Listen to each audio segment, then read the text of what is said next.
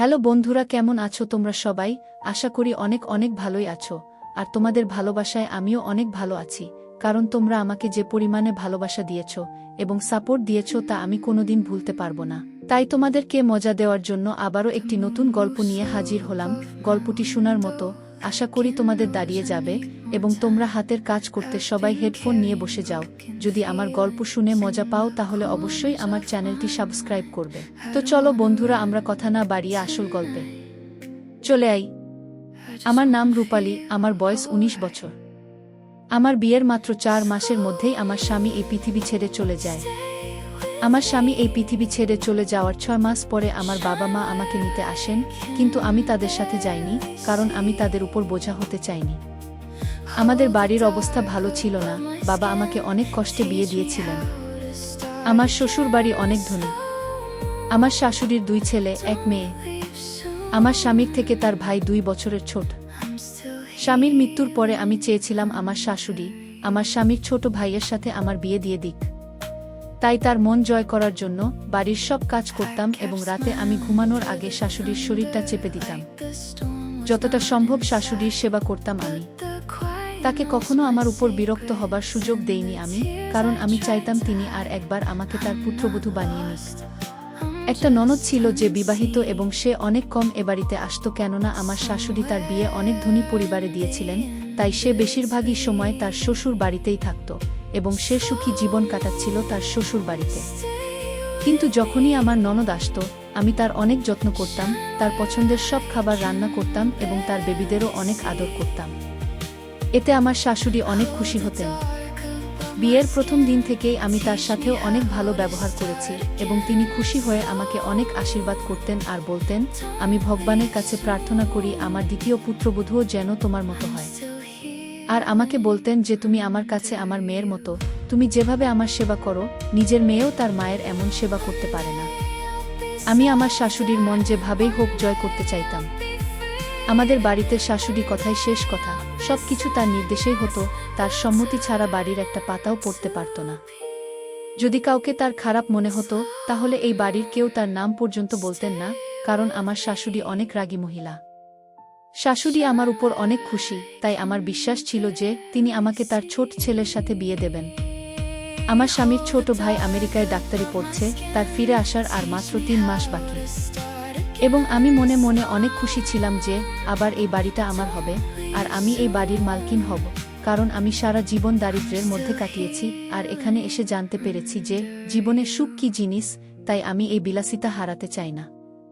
আমার শ্বশুর বাড়ি অনেক ধনী, তাদের অনেক জমিজমা আছে যা তারা তাদের বাপদাদাদের কাছ থেকে বংশ পরম্পরায় পেয়েছেন। এরা বংশ পরম্পরায় ধনী আর আমার স্বামীর ছোট ভাই ও দেখতে অনেক সুন্দর এবং স্মার্ট। আমি যদি বাবার বাড়িতে চলেও যেতাম তাহলে সারা জীবন কিভাবে একা কাটাতাম? কে তার গরিব এবং ছেড়ে দেওয়া মেয়েকে বিয়ে করবে? তাই আমি যথাসাধ্য চেষ্টা করেছি যে আমার শাশুড়ি যেন তার ছোট ছেলের সাথে আমার বিয়ে দেন। আমারও কি ভাগ্য, যখন আমার বিয়ে হয় তখন আমি অনেক খুশি ছিলাম যে আমার বিয়ে একটা বড়লোক বাড়িতে হচ্ছে।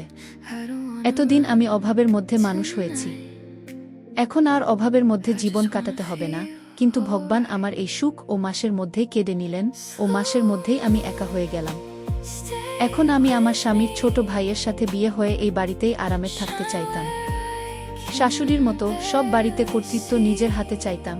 আমি জানতাম এটা একমাত্র সম্ভব আমার স্বামীর ছোট ভাই আমাকে বিয়ে করলে, কারণ আমার শাশুড়ি এই ছেলের অনেক বাধ্য ছিলেন। তিনি প্রতিটি বিষয়ে তার ছোট ছেলের সাথে পরামর্শ করে করতেন। আমার স্বামী ছোটবেলা থেকেই অসুস্থ ছিল, ছোটবেলার এই দুর্বলতা তার শরীরে বড় হওয়া পর্যন্ত থেকে যায়।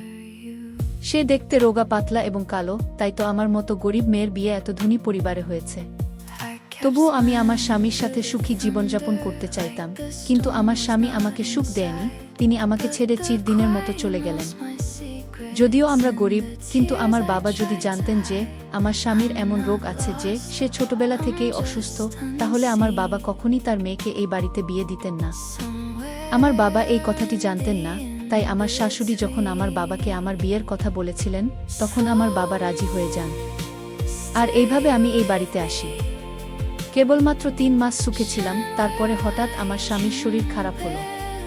আমার শাশুড়ি আমার স্বামীর চিকিৎসার জন্য টাকা জলের মতো ঢেলেছেন, এমনকি চিকিৎসার জন্য তাকে অন্য দেশে পাঠাতে চেয়েছিলেন, কিন্তু তার কাছে সময় খুব বেশি ছিল না। কিছুদিনের মধ্যেই তিনি এই পৃথিবী ছেড়ে চলে যান।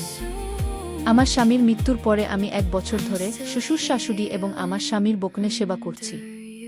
কিন্তু সেই দিন আমার অনেক খারাপ মনে হলো, যেদিন আমার শাশুড়ি বললেন যে আমি আমার ছোট ছেলের জন্য মেয়ে খুঁজছি, যাতে তাকে বিয়ে দিতে পারি।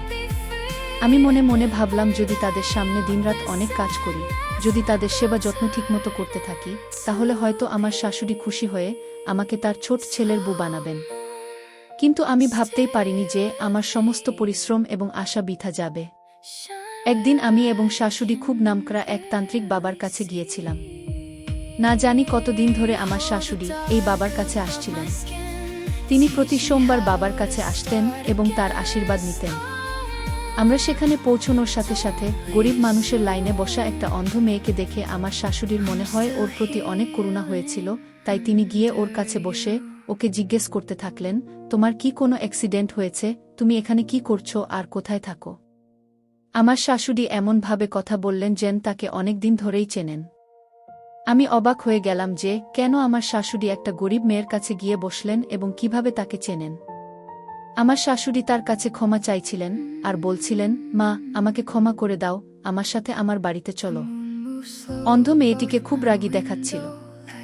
সে আমার শাশুড়িকে বলতে থাকল, আমি কখনোই আপনার সাথে যাব না, আমার যা হয়েছে তা আপনার জন্যই হয়েছে।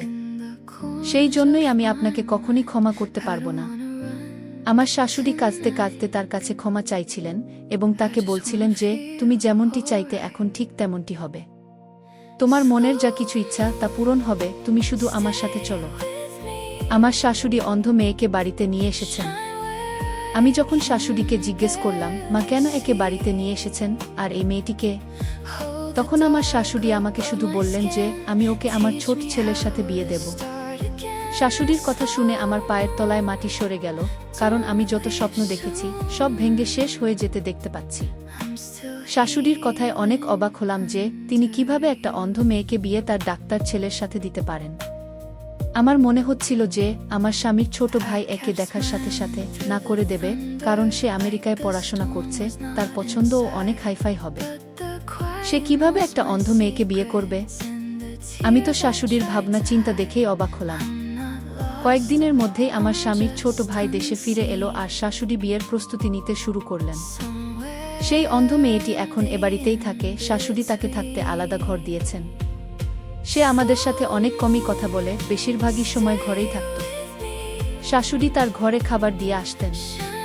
শাশুড়ি আমার স্বামীর ছোট ভাইকে বিয়ের কথা জানালে আমার স্বামীর ছোট ভাই আনন্দের সাথে বিয়েতে রাজি হয়ে গেল। আমি অবাক হয়ে গেলাম যে রোহিত কিভাবে বিয়ের জন্য রাজি হতে পারে। ও কিভাবে একটা অন্ধ মেয়েকে পছন্দ করল? তারপরে আবার ভাবলাম, আমার শাশুড়ি হয়তো রোহিতকে বলেনি যে সে তার জন্য যে মেয়ে ঠিক করেছে সে অন্ধ। আমি চেষ্টা করছিলাম কোনোভাবে আমার স্বামীর ছোট ভাইকে এই কথাটা জানাতে। একদিন সুযোগ পেয়ে রোহিতকে উস্কে দেওয়ার চেষ্টা করলাম। রোহিত, তোমার মা তোমাকে একটা অন্ধ গরিব মেয়ের সাথে বিয়ে দিতে চায়। আমার কথা শুনে রোহিত আমার দিকে অবাক চোখে তাকিয়ে বলল, বৌদি, চিন্তা করো না, মায়ের উপর আমার পূর্ণ বিশ্বাস আছে, তিনি আমার সাথে খারাপ কিছু করবেন না। আমি মাথা নিচু করে চুপ হয়ে গেলাম। বিয়ের সময় আমার স্বামীর ছোট ভাই মেয়েটিকে দেখেই এমন খুশি হলো যেন সে এত খুশি আগে কখনো পায়নি। তার খুশি দেখে অবাক হয়ে গেলাম যে আমার স্বামীর ছোট ভাই এত খুশি কেন। একটি অন্ধ মেয়ে তার বউ হতে যাচ্ছে, তারপরেও সে এত খুশি। আমার অবাক হওয়ার পালা কিছুতেই কমছিল না। আমি কিছু বুঝতেই পারছি না কি হচ্ছে। আমার স্বামীর ছোট ভাইয়ের বিয়ে সেই অন্ধ মেয়ের সাথে হয়ে গেল আর আমার চোখের সামনে দিয়ে সে তার স্ত্রীর হাত ধরে ঘরে চলে গেল। এখন পর্যন্ত আমার দেখা সব স্বপ্ন ভেঙে গেল। শাশুড়ি আমাকে নির্দেশ দিয়েছিলেন যে এখন থেকে তোমার স্বামীর ছোট ভাই আর তোমার স্বামীর বউয়ের সমস্ত দায়িত্ব তোমাকেই নিতে হবে, কারণ তোমার স্বামীর ছোট ভাইয়ের বউ অন্ধ, তাই তার খাওয়া দাওয়া থেকে তার সব দায়িত্ব তোমার উপরে দিলাম। আমার এই কথাটা একদমই পছন্দ হয়নি যে প্রথমে তো শাশুড়ির সেবা করতাম, এখন শাশুড়ি আবার আমার স্বামীর ছোট ভাইয়ের বউ এর কাজের দায়িত্ব আমার কাঁধে তুলে দিয়েছেন। আমি সাহস করে শাশুড়ির সাথে কথা বলার সিদ্ধান্ত নিলাম এবং তার রুমে গেলাম। আমি তাকে জিজ্ঞেস করলাম তিনি আমাকে নিয়ে কি ভাবছেন আর কতদিন আমাকে এভাবে তাদের বাড়ির কাজের মেয়ে বানিয়ে রাখবেন। প্রথমে তো শুধু আপনি ছিলেন, এখন তো আপনি একটি অন্ধ মেয়েকে আমার মাথার উপরে চাপিয়ে দিয়েছেন। আপনি আমার স্বামীর মা, তাই আমি মনে প্রাণে আপনাকে সেবা করতাম, কিন্তু আমি সেই অন্ধ মেয়ের দায়িত্ব নিতে পারব না। আমার শাশুড়ি আমাকে বললেন, এখানে এসে আমার কাছে বসো, আমি তোমাকে বলছি মেয়েটিকে। এখন আমার শাশুড়িকেও মোটেও পছন্দ হচ্ছিল না। আমার মন চাইছে না তার কাছে যাই, মনে হচ্ছিল এই মুহূর্তে এই বাড়ি ছেড়ে কোথাও চলে যাই, কারণ আমার সমস্ত উদ্দেশ্য শেষ হয়ে গেছে। এখন আর তাদের কথা শুনে আমার কি লাভ? কিন্তু বাধ্য হয়ে তার কাছে গিয়ে বসলাম। শাশুড়ি বলতে শুরু করলেন, সেই সময় রোহিত আমেরিকায় যায়নি, আর এই মেয়েটির নাম জ্যোতি আমাদের এলাকায় থাকত। রোহিত এবং জ্যোতি একে অপরকে ভালোবাসত। রোহিত আমাকে অনেকবার বলেছিল তার বিয়ের কথা নিয়ে জ্যোতিদের বাড়িতে যেতে, কিন্তু ওরা আমাদের চেয়ে গরিব, আর আমি রোহিতের বিয়ে খুব ধনী পরিবারে দিতে চাইতাম। রোহিত আমাকে অনেকবার বলেছে যে ভালোবাসার কাছে টাকার কোনো মূল্য নেই, কিন্তু আমি বুঝতে পারিনি। আমি মেয়েটির বাড়িতে গিয়ে তাদের বলেছিলাম, তোমার মেয়েকে বলে আমার ছেলের থেকে দূরে থাকতে। আমি জানি তোমাদের চোখ আমার ধন সম্পদের দিকে, সেই জন্যই তোমরা তোমাদের মেয়েকে দিয়ে আমার ছেলেকে ফাঁদে ফেলেছ, কিন্তু তোমরা যা চাও তা মোটেও হবে না, আমি কিছুতেই এটা হতে দেব না। জ্যোতির মা কাঁদতে কাঁদতে আমাকে বলছিল যে আমরা আমাদের মেয়েকে এরকম কিছুই বলিনি। আমরা গরিব, কিন্তু আমাদেরও মানসম্মান আছে। আপনি এখানে এসে এরকম কথা বললে আমাদের মানসম্মান ধুলো মিশে যাবে। ভগবানের দোহাই, দয়া করে এখান থেকে চলে যান। সেই মহিলা আমাকে বলেছিলেন, আজকের পর আমি আমার মেয়েকে আপনার ছেলের সাথে চলাফেরা করতে দেব না। আপনি নিশ্চিত হয়ে বাড়িতে যান। আমি যখন তাদের বাড়িতে গিয়ে তাদের কথা শোনাচ্ছিলাম, তখন বাইরে অনেক লোক জড়ো হয়। আশেপাশের সবাই এই রকম কথা জানতে পেরে যায়। গরিব মেয়েটির মা লজ্জায় কাঁদছিলেন। আমি বাড়িতে ফিরে আসার পর রোহিত আমার সাথে মোটেও কথা বলছিল না। আমি তাকে খাবার খেতে ডাকলাম, কিন্তু সে খাবার খেতে চাইল না। রোহিতের এই অবস্থা আমি আর মেনে নিতে পারছিলাম না, কারণ আগে কখনো এমন হয়নি যে রোহিত আমার সাথে কথা বলেনি এবং আমার কোনো প্রশ্নের উত্তর দেয়নি। রোহিত অনেক বাধ্য ছেলে ছিল, আমার একবার ডাকাতেই ছুটে আসত। আর এখন এসব হচ্ছে কারণ মেয়েটি তাকে ফোন করে সব বলে দিয়েছে যে আমি তাদের বাড়িতে গিয়ে সব গ্রামের সামনে তার বাবা মাকে অপমান করেছি। পরের দিন সকালে রোহিত যখন বাইরে যাচ্ছিল, আমি জিজ্ঞাসা করলাম, কোথায় যাচ্ছ? সে আমাকে বলল যে জ্যোতির সাথে দেখা করতে। আমি তাকে অনেক নিষেধ করলাম, তাকে বললাম যে আমি তাকে কখনো ওই গরিব বাড়ির মেয়ের সাথে বিয়ে দেব না। ওদের চোখ শুধু আমাদের সম্পদের দিকে, যা তুমি দেখতে পাচ্ছ না। আমার এসব কথা শুনেও রোহিত বাইরে চলে গেল, সে আমার কথার কোনো উত্তর দিল না। কিছুক্ষণ পরে যখন সে ফিরে এল, তখন সে জোরে জোরে কাঁদছিল, আর রুমে গিয়ে সেখানে রাখা সবকিছু ভেঙে দিল। মনে হচ্ছিল যেন ওর মাথায় পাগলামির ভূত চেপেছে। আমি ওর রুমের দরজায় নক দিলাম, কিন্তু ও কোনো উত্তর না দিয়ে রুমের ভিতরেই থাকল। সারাদিন খাবার খেল না। আমি রোহিতের এই অবস্থা মোটেও নিতে পারছিলাম না। কারণ আমি তার মা, আমি তাকে নিজের জীবনের চেয়েও বেশি ভালোবাসতাম। বড় ছেলে আগে থেকেই অসুস্থ, কিন্তু আমি আমার এই ছেলেকেও হারাতে চাইনি। আমি মেয়েটিকে ফ্যামিলি সহ শহর থেকে বের করে দিতে চাই, কারণ আমার মনে হচ্ছিল যে তারা যদি এখান থেকে চলে যায়, তবে রোহিতের সাথে মেয়েটির যোগাযোগ থাকবে না। এরপরে ধীরে ধীরে তাকে ভুলে যাবে এবং সবকিছু ঠিক হয়ে যাবে। সেদিন রোহিত রুমে থেকে বের হয়নি। আমি আবার মেয়েটির বাড়িতে যাই এবং মেয়েটির বাবা মাকে বলি যে আপনারা এই শহর ছেড়ে দূরে কোথাও চলে যান। বিনিময়ে তোমরা যত টাকা চাইবে আমি দেব। শুধু আপনার মেয়েকে বলুন আমার ছেলেকে জীবন থেকে সরে যেতে। তখনই জ্যোতি ঘর থেকে বের হয়ে এসে আমাকে বলতে থাকলো, আপনি নিশ্চিত থাকুন, আমি কখনই আপনার ছেলের সাথে দেখা করব না। রোহিত কালও আমার সাথে দেখা করতে এসেছিল, কিন্তু আমি তাকে বাড়ি ফেরত পাঠিয়ে তার সাথে সম্পর্ক সারা জীবন শেষ করে দিয়েছি। জ্যোতি আমাকে বলল, আমরা আপনাদের টাকা চাই না, আমরা আগেই ভেবে নিয়েছি যে আমরা এই শহর ছেড়ে আজ রাতেই চলে যাব। আপনার ছেলেকে আমাদের পিছনে না নিতে এবং আমাদের শান্তিতে থাকতে দিতে বলবেন। আপনার ছেলেই আমার পিছনে পড়েছিল। সে আমাকে সবসময় বলতো যে আমি বিয়ে করলে শুধু তোমাকেই করব, কিন্তু আমি তাকে বলেছিলাম যে আমি তোমাকে কখনই বিয়ে করব না, কারণ আমি জানতাম যে এমন কিছু হবে, কারণ আপনাদের চোখে টাকা আর টাকার জোরে ক্ষমতা এবং খ্যাতি আপনাদের প্রিয়। আপনার ছেলে কিসে সুখী হবে তাতে আপনার কিছুই যায় আসে না। আমি যতই রোহিতের থেকে দূরে থাকতাম, রোহিত ততই আমার কাছে আসার চেষ্টা করত, আর তারপরে আমিও একই ভুল করলাম যে আমিও ধীরে ধীরে তার ভালোবাসায় পড়তে শুরু করলাম। রোহিত আমাকে বলতো যে তুমি চিন্তা করো না, মা আমাকে অনেক ভালোবাসেন এবং অবশ্যই আমার সুখের জন্য মেনে নিবেন। আমি দুঃখিত যে রোহিতের ধারণা এত বড় ভুল যে তার মা তার সুখের জন্য সবকিছু মেনে নেবেন।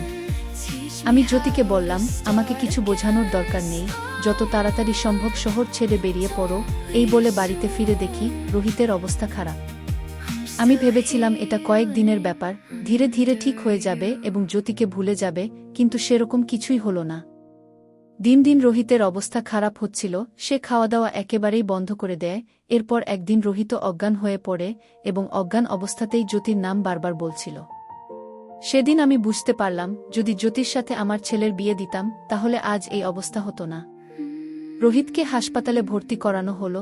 যেদিন রোহিতের জ্ঞান ফিরল, সে কাঁদছিল আর বলেছিল যে মা, আমাকে জ্যোতির কাছে যেতে হবে, ভগবানের দোহাই আমাকে জ্যোতির সাথে দেখা করিয়ে দাও। আমি ওকে ছাড়া আর থাকতে পারছি না। আমি ওর সাথে দেখা করতে চাই, কিন্তু ও নিজেই আমার সাথে দেখা করতে চায় না। আমি ওর সাথে দেখা করতে গিয়েছিলাম, কিন্তু ও আমার সাথে সমস্ত সম্পর্ক শেষ করে দেয়।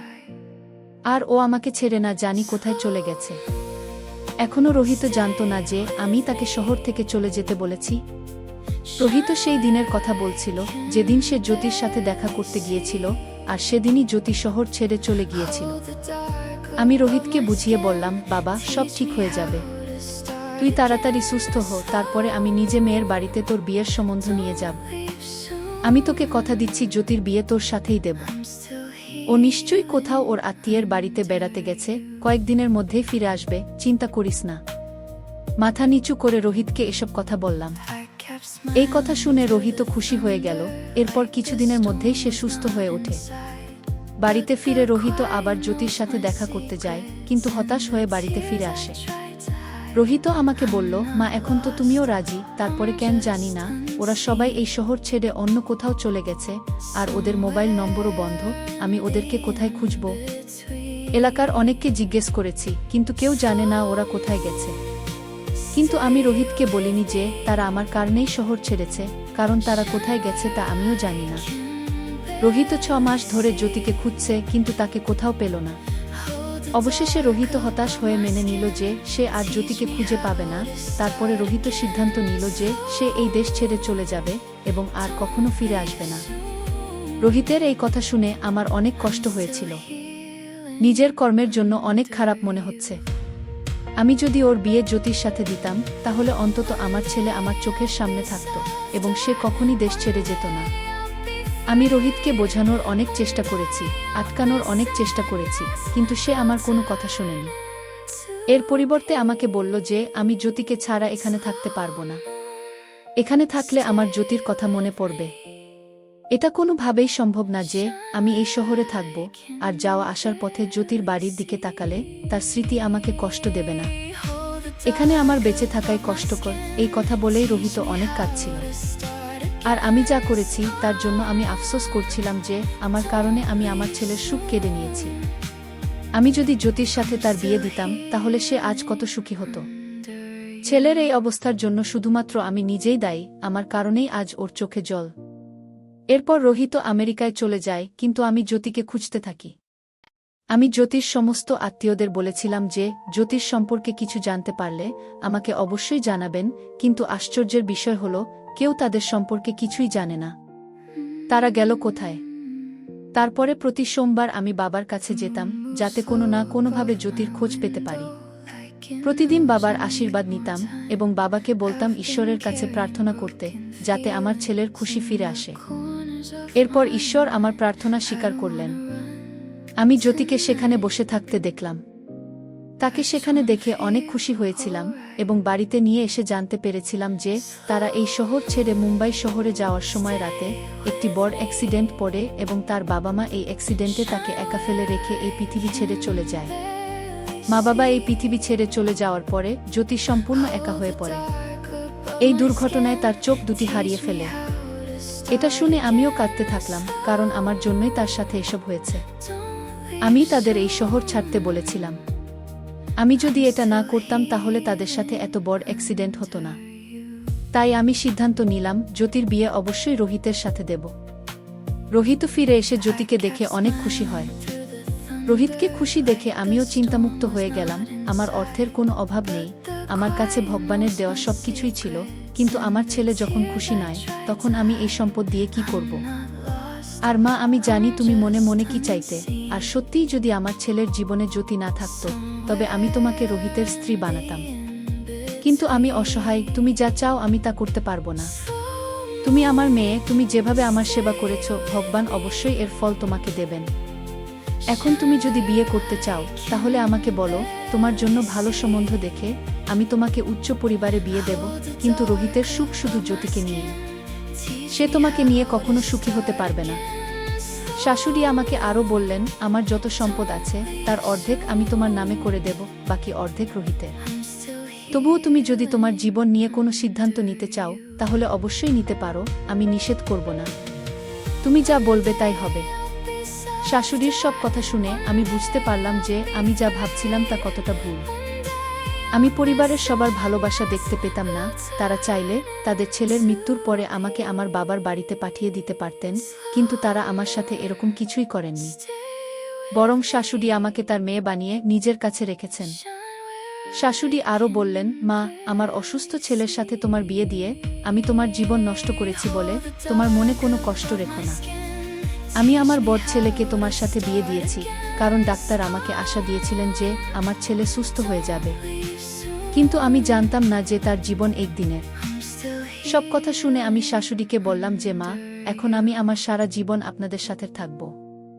এ বাড়িতে এত সুখ পাব কখনো ভাবিনি আমি। আপনি আমাকে যা দিয়েছেন তা আমার জন্য অনেক, আমি এর বেশি চাই না। আমার শাশুড়ি আমাকে ধরে বললেন যে তুমি আমার মেয়ে, তুমি সবসময় আমার মেয়েই থাকবে। শাশুড়ির এই কথা শুনে আমি অনেক খুশি হলাম এবং শাশুড়িকে বললাম, মা, আমি রোহিত ও তার বুকে তাদের ঘরে খাবার দিতে যাচ্ছি। শাশুড়িকে আরও বললাম, এখন আপনি ওদের দুজনকে নিয়ে একটু চিন্তা করবেন না, আমি আমার স্বামীর ছোট ভাইয়ের বুকে যত্ন নেব।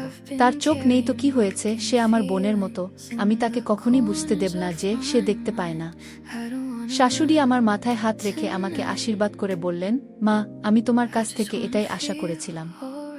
আমি যখন খাবার নিয়ে রোহিতের রুমে গেলাম, তখন রোহিতের রুমে আরও 3 জন ডাক্তার বসেছিলেন এবং রোহিতও তাদের সাথে জ্যোতির সম্পর্কে কথা বলছিল যে এই সেই মেয়ে যার কথা আমি তোমাদের সবসময় বলতাম। এর নাম জ্যোতি, যাকে আমি অনেক ভালোবাসি। আজ ভগবানের কৃপায় আমি জ্যোতিকে পেয়েছি, ওকে পেয়ে আমি অনেক খুশি। আমি তো আমার ভাগ্যকে বিশ্বাস করতে পারছি না যে আমি আমার ভালোবাসা পেয়েছি। রোহিতের ডাক্তার বন্ধুরা জ্যোতির অনেক প্রশংসা করছিল এবং জ্যোতি প্রশংসারই যোগ্য, কারণ সে অনেক সুন্দরী। রোহিতের ডাক্তার বন্ধুরা জ্যোতিকে নিয়ে আমেরিকাতে আসতে বলল। সেখানে অপারেশন করলে জ্যোতির চোখের জ্যোতি আবার ফিরে আসবে, ওর দৃষ্টিশক্তি আবার ফিরে আসবে শুনে আমি অনেক খুশি হলাম। এরপর আমরা 2 বউ মিলে আনন্দের সাথেই এই বাড়িতে থাকব। বন্ধুরা, আজকের ভিডিওটা এখানেই শেষ করলাম। অনেক কষ্ট করে ভিডিওটি আপনাদের জন্য বানিয়েছি। যদি ভিডিওটি আপনাদের ভালো লেগে থাকে, তাহলে একটা লাইক করবেন এবং চ্যানেলটি অবশ্যই সাবস্ক্রাইব করবেন। এই আশা ব্যক্ত রেখে আপনাদের কাছ থেকে বিদায় নিচ্ছি আমি। দেখা হবে আগামীকালের নতুন কোনো ভিডিওতে। সে পর্যন্ত সবাই ভালো থাকুন, সুস্থ থাকুন। ধন্যবাদ।